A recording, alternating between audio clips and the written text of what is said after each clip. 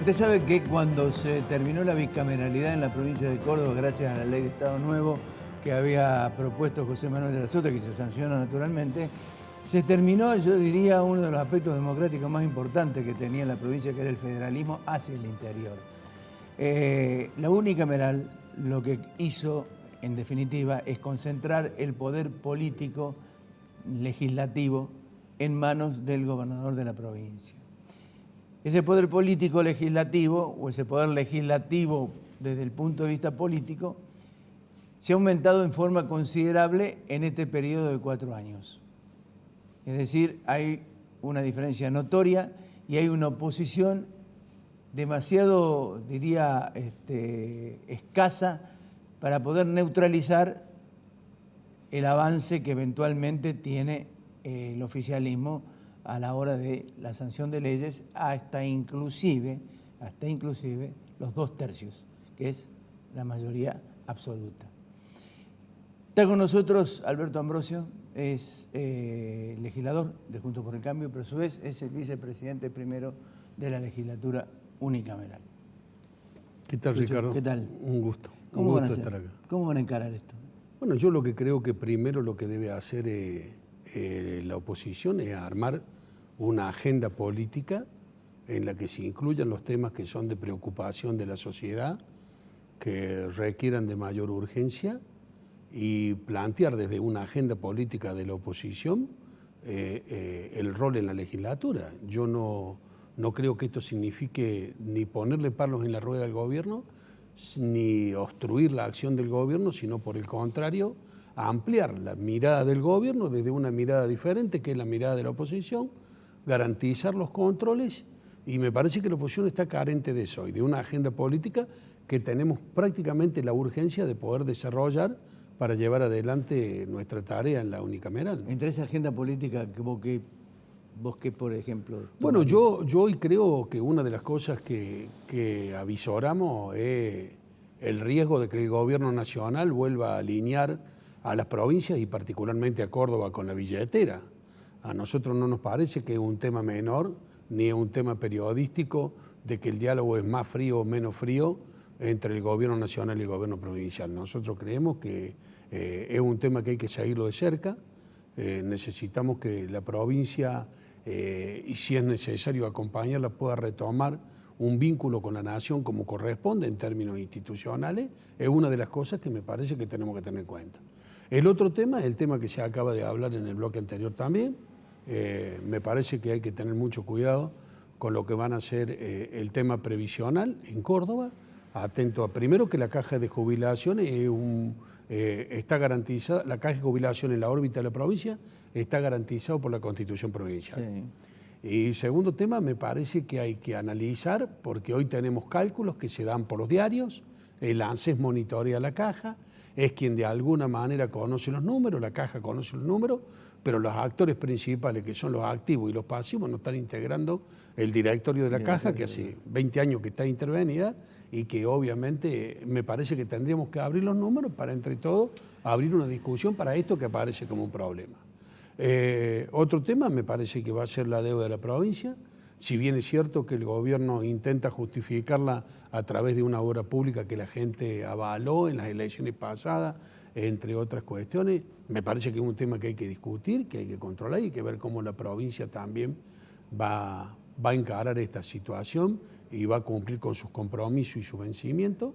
Y creo que esa debe ser la agenda de la oposición, que mucho más allá de la rosca política, creo que hay que sentarse a discutir con profundidad varios temas. Otro de los temas que hay que discutir también, me parece que Córdoba merece rediscutir la calidad institucional a partir de la bicameral.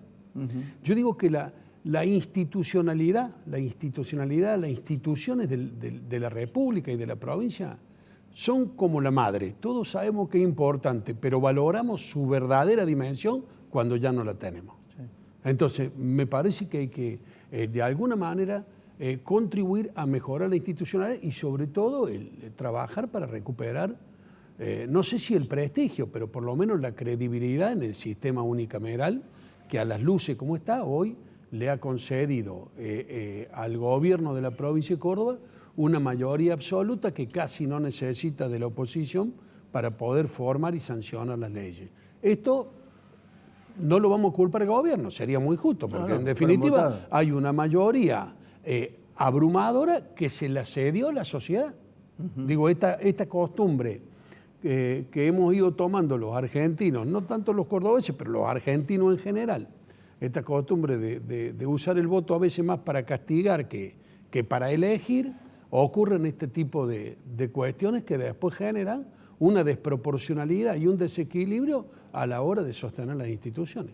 Dentro de la institucionalidad, ¿en qué lugar pone la justicia? Porque da la impresión también de que la justicia es un apéndice del poder político en Córdoba. Bueno, yo creo que en la Argentina se ha tornado. Sí, bueno, está bien. ¿No? Está bien. A mí me parece que nosotros necesitamos rápidamente recuperar la credibilidad de todas las instituciones. Creo que la gente tiene la idea macro de que solamente gobiernan los ejecutivos. La gente cree en el presidente, en el gobernador y en el intendente. Y entiende que los diputados, que los senadores, bueno, en este caso en Córdoba no los tenemos, o que los legisladores, son solamente un apéndice que vienen a engrosar el paquete político sin cuidar la institucionalidad. Creo que hay que tener una respuesta efectiva. La gente tiene que saber que la legislatura es un instrumento para garantizar la institucionalidad, el control y las alternativas que se pueden plantear a las políticas del gobierno. Y respecto a la justicia, concretamente, me parece que la justicia también tiene que dar un mensaje a la sociedad respecto de su independencia. La gente no le pide a los jueces que vayan para un lado o para el otro. La gente le pide que sean independientes, porque la independencia es la que garantiza de alguna manera la credibilidad de los fallos. Un fallo está en duda cuando se sabe que el juez fue influenciado por el gobierno, por la autoridad de turno, por los operadores políticos de la justicia, y me parece que hay que trabajar en eso y la oposición también tendrá que ejercer de alguna manera, sin inmiscuirse en lo que es el poder judicial, trabajar de alguna manera ejerciendo controles en ese tipo de relaciones. Pero te queda muy poco espacio. Bueno, por supuesto. Lo que pasa es que yo creo que... Lo que vos decís es muy cierto, pero chocás después finalmente cuando vos tenés un proyecto de ley que es interesante y mejora la calidad de vida de la gente, el obstáculo permanente del oficialismo tratando de ver que si es un muy buen proyecto, hacerle alguna modificación para poder prenderse en el proyecto y terminarlo siendo ellos los que lo presentan como proyecto de ley. Bueno, pero es un tema, pero yo tengo una cosa, yo no sé si desde lo individual uno puede cambiar la institución, pero tenemos la obligación moral de intentarlo. Hasta donde lleguemos, hasta donde podamos, con seriedad, con inteligencia. Yo creo que hay que hacer una oposición ni destructiva ni constructiva, hay que hacer una oposición correcta, que esté basada en las posibilidades de tener la información que se necesita para poder legislar.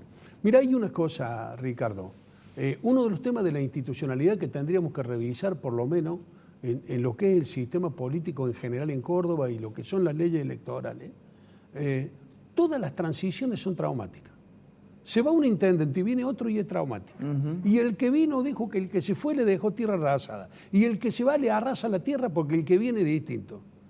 Pero si las transiciones forman parte del sistema democrático, forman parte, ¿por qué deben ser traumáticas?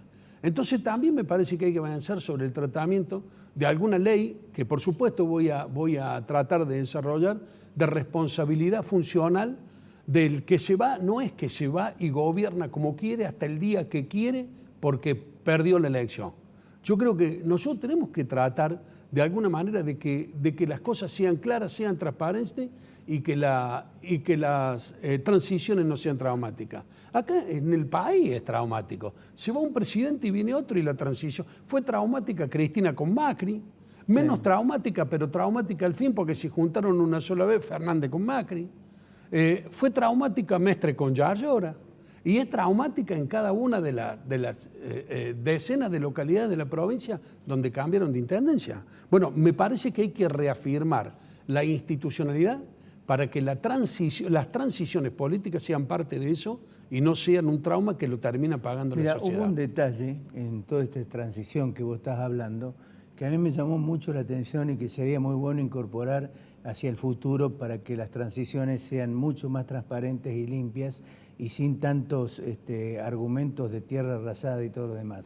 María Eugenia Vidal hizo con un escribano público, concretamente, un detalle de todo lo que existía como fondos disponibles por parte del Ejecutivo en ese momento y en las distintas áreas, y lo hizo firmar por un escribano público. Bueno, eso es una manera. Yo digo, a ver, la sociedad... No hay forma de decir, no, Ricardo, acá hay está, una cosa, está firmado. hay que recuperar y sobre todo, me parece que tanto el Poder Legislativo como también el Poder Judicial, me parece que hay una crisis de representatividad.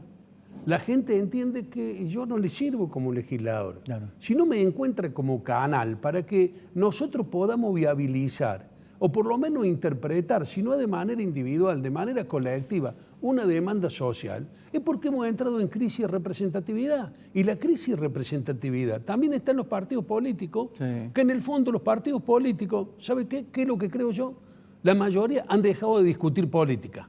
Entonces se discuten espacios, se discuten cargos, se discuten disputas de poder, se discuten autoridades, pero nunca sabemos si coincidimos o no coincidimos respecto a las diferentes políticas que se aplican en la provincia, en la nación o en el ámbito que fuere, o en el municipio. Entonces, me parece que también hay que lograr reivindicar el rol del representante en la sociedad y tratar de superar esta crisis de representatividad, donde la gente siente, la verdad que me duele, me pesa mucho decirlo, porque tengo mucha ilusión respecto a lo que podemos trabajar en la legislatura, pero la gente siente que el legislador es una carga pública. ¿Sabés por qué es eso? Porque llegó un momento, antes eso no existía.